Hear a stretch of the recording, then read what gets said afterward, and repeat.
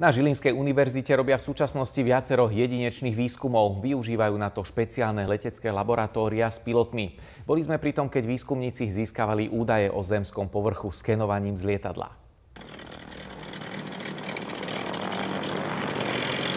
Práve sa pozeráte na jedno zo špeciálnych výskumných laboratórií univerzity. Lietadlo získava geografické údaje v približne 3-kilometrovej výške a spracováva ich pomocou počítačového softvéru. Máme zabezpečené laser scan, ktorý vlastne pozostáva z laserového zariadenia a kamery, ktorá nám umožňuje vlastne nahrávať a zaznamenávať údaje, ktoré sa nachádzajú pod nami.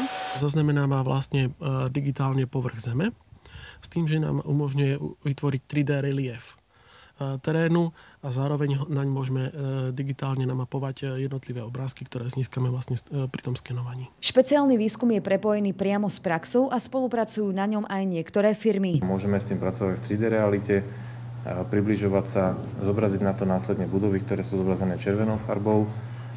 Môžeme to znova priblížiť, tak ako potrebujeme, bez toho sme museli ísť priamo do toho terénu. Našou úlohou práve je vytvoriť systém, ktorý dokáže tieto údaje ukladať, dokáže ich filtrovať a dokáže ich vlastne z nich vytvárať nadstavbové funkcie, ako napríklad pre poľnohospodárstvo digitálny model terénu. Dokážeme z toho tvoriť budovy, elektrické vedenia, čo sa dá potom ďalej využiť v rôznych oblastiach.